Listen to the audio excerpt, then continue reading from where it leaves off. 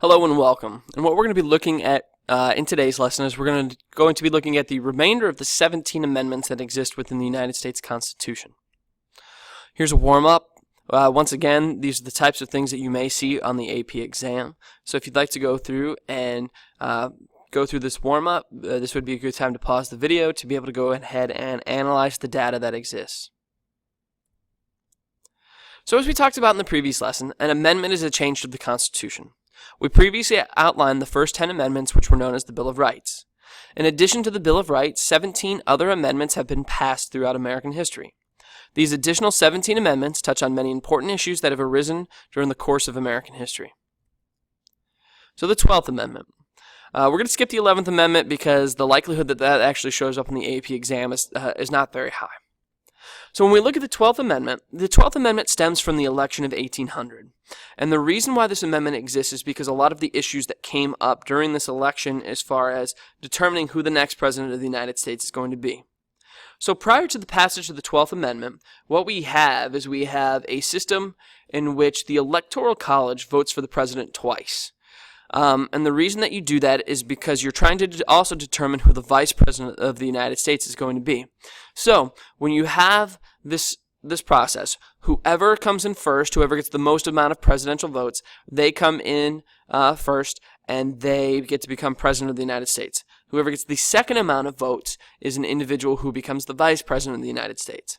That's why when you look at Washington's presidency, Adams' presidency, why you see people of different political parties that are both within the same office.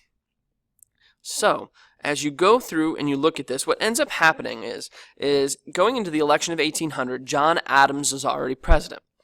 And what the issue here is John Adams' presidency, even though in hindsight he made some really good decisions while he was president, John Adams' presidency was marked by what at the time looked like a lot of failure. One, you've got the XYZ affair. And what happens in the XYZ affair is that the American government sends an envoy to France to be able to negotiate some different things. And France refuses to hear that envoy and states that if they are going to hear them, what they want is they want a bribe. And that news comes out within the American society, and America immediately wants to go to war over this. Now, John Adams recognizes that this would be a really bad idea because France has both a superior army and a superior navy, and he realizes that if we go to war, especially this early within America's history at this point, that would be a really, really bad thing for the country. So he refuses to go to war, which makes him look weak and makes the government, not the government, but the people really not like him. The other big thing that comes out that really has a negative impact on Adams' presidency is the Alien and Sedition Acts. And these pretty much make it illegal for you to be able to criticize the president, which obviously based upon the First Amendment and the concept of free speech is something that was very unpopular with the people. So, going into the election of 1800, it's a pretty good concept that he's not going to be president. Now, the thing is his vice president, Thomas Jefferson, is also a candidate for office. And he really wants to ensure that Adams doesn't come in second place and then end up being his vice president, which would be a really awkward situation. So the other candidate that we've got here, the other major candidate, is Aaron Burr. So what Thomas Jefferson decides to do is he decides to make a deal with the people who are voting in the Electoral College. And in order to ensure that Adams is not his vice president, he gets these people to guarantee him that anybody that votes for him is also going to vote for Aaron Burr. Now the problem with this is that you end up with a tie in the Electoral College. And because these people do not want to break this agreement, what ends up happening is you have a couple of votes that take place, and no president is decided because this tie exists. So when there's a tie or nobody gets a majority of the electoral votes, what happens is you have to have the House of Representatives determine who the president is going to be. So we have tie after tie after tie after tie where nobody's able to determine who the president is going to be until Alexander Hamilton makes a deal in the background in order to get more people to vote for Jefferson than they do for Burr. Now, this is another thing in the long string of history between Hamilton and Burr. They don't like each other, and Hamilton ends up dying in a duel after Burr shoots him in the lungs. That's a story for a different time, though. So what you end up having with the 12th Amendment is you have some changes that occur in order to be able to try and avoid this issue in the future. So what we end up seeing within the changes within the 12th Amendment is, one, they get rid of the idea that you vote for president twice. What you end up doing now is they vote for president once and they vote for vice president once in order to ensure that there is no ties in that manner again. All right. That way we can avoid these types of things. And that's really the big change that comes out of the 12th Amendment. And it's to avoid the issues that come along with these ideas. The 13th Amendment is a pretty straightforward amendment. The 13th Amendment ends slavery. Now with the 14th Amendment, we've got a lot of things that are here. And if you notice, it goes from Section 1, Section 2 to Section 5. Section 3 and Section 4 all have to do with how individuals are going to be readmitted into the Union after the Civil War. Not something that we really need to focus on. But with the 14th Amendment, there are some really, really huge concepts that come out of this. One is we've got Section 1 that says, all persons born or naturalized in the United States are subject to the jurisdiction thereof, are citizens of the United States and the state wherein they reside. No state shall make or enforce any law which shall abridge the privileges or immunities of citizens of the United States, nor shall any state deprive any person of life, liberty, or property without due process of law, nor deny to any person within its jurisdiction the equal protection of the law. So we've got some very important concepts within this. One is the naturalization clause within Section 1. This is originally done to protect newly freed slaves and to allow them to gain citizenship rights within the United States. Without this, 13th Amendment only ends slavery. It says nothing about the concept of what makes people a citizen. And if you go back to the court case of Dred Scott not only says that black people can't sue, Dred Scott also states that any black person in the United States, even if they're free, is not a citizen of the United States. So, when we look at that idea, this is to reverse what comes from Dred Scott, and it's done to ensure that any African American within the United States is an actual citizen. Then we also have the due process law. Nor shall any state, so we've got you can't abridge privilege and immunity, nor shall any state deprive any person of life, liberty, or property without due process of law. That means anyone. We are reestablishing something that's in the Fifth Amendment as far as the due process concept, and we're making sure that that's tied to that racial concept within the United States. So the due process clause is very, very important. Then we also have the Equal Protection Clause.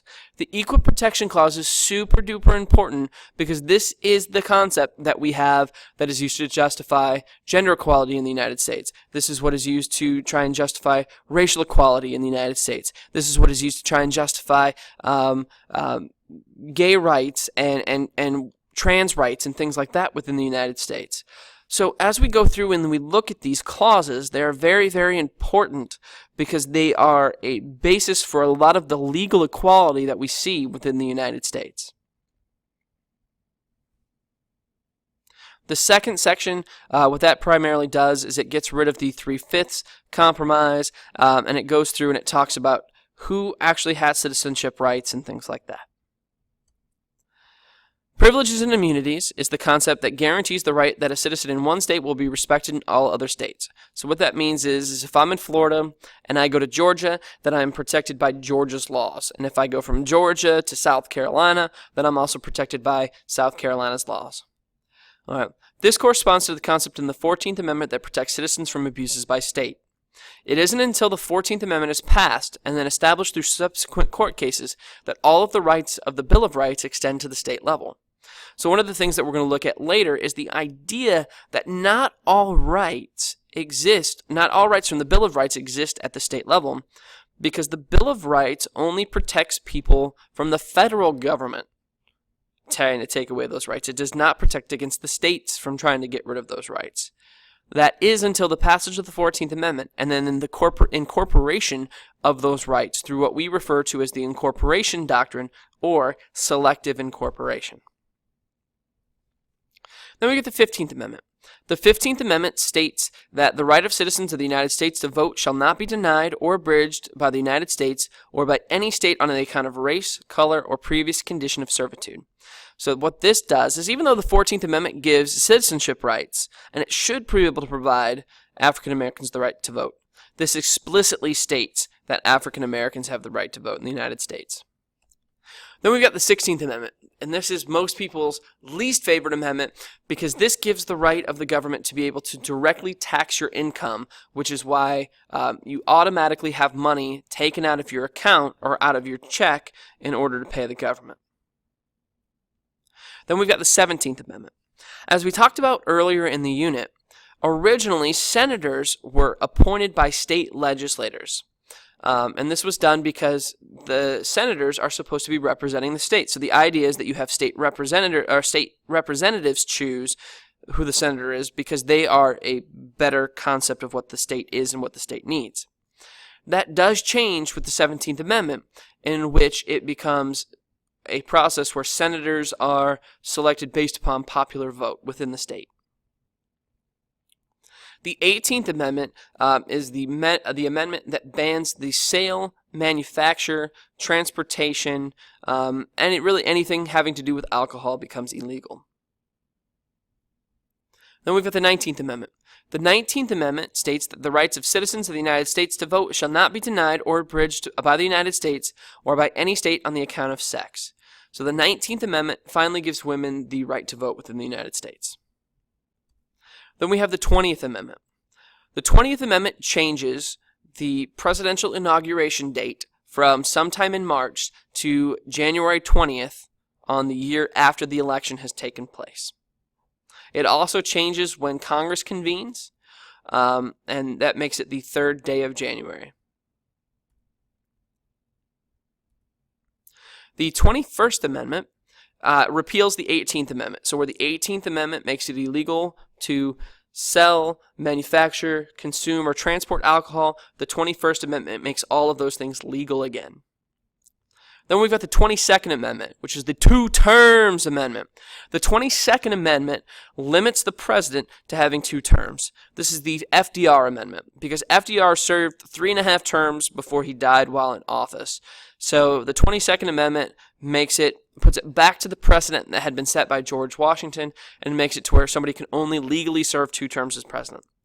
Now, the most amount of time that you can serve as president is 10 years. And the reason why you can get to 10 years is because if you are the vice president and there are 2 years or less left in the term and the president dies and you take over for them, then you can serve those 2 terms and then serve 2 terms of your own. If there is any more than 2 years left in that term when the vice president takes over, then he can serve out that term and then serve out 1 more term as president. Then we've got the 23rd Amendment. The 23rd Amendment allows the District of Columbia or Washington, D.C. to actually be able to vote for president. The 24th Amendment outlaws poll taxes in the United States and makes it illegal for any sort of poll to be able to charge somebody money to be able to vote. Then we have the 25th Amendment. The 25th Amendment sets the order of succession within the United States in order to be able to determine who becomes president after somebody dies. So we only have to know up to a certain point for our purposes in the class. So if the president dies, the vice president becomes president. If the president and vice president both die, then it is the Speaker of the House who becomes president. If the president, vice president, and Speaker of the House all die at the same time, then it's the President pro tempore, which is the symbolic leader of the Senate. They would become president. If the president, vice president, Speaker of the House, and President pro tempore all die at the same time, then it is the Secretary of State who becomes president. And for our purposes, that's as far as we need to know. Then we have the 26th Amendment. The 26th Amendment guarantees that anybody with the age of 18 or older has the right to be able to vote. This is done in response to the Vietnam War because the idea is if we are sending our 18-year-olds off to die in a war, that they should be able to have the right to be able to vote for the people who are sending them to war. And then we have the 27th Amendment. The 27th Amendment states that The Congress cannot give themselves a raise while the term is still going. So if they decide that they're going to give congressmen a raise, it cannot go into effect until after the next election, because theoretically those individuals could be voted out and that raise would not necessarily affect them. So we've looked at 27 amendments now, because that's what the Constitution has, is 27 amendments. What is the process for amending the Constitution? So there are 4 basic paths that can be used, 2 of which have never been used, 1 of which has only ever been used once. So in order to amend the Constitution, the first idea is that amendments must be proposed by a 2/3 vote in each House of Congress and ratified by at least 3/4 of state legislatures. This is what has happened in 26 of the 27 amendments that have been passed.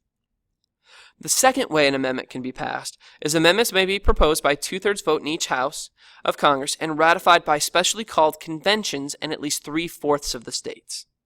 So here we've got, no matter what, 2/3 vote in Congress, 2/3 vote in each state. And like I said, this is how all 27 amendments have been passed. 26 by the first, 1 by the second. The other ones, they're not even sure what the process would formally legally be in order to be able to do this. So the next one says amendments may be proposed by a national constitutional convention, which, like I said, they don't even know how they would put that together.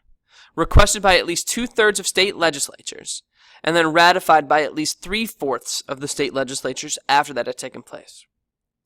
The last one is amendments may be proposed by a national constitutional convention and ratified by a specially called convention in at least 3/4 of the states.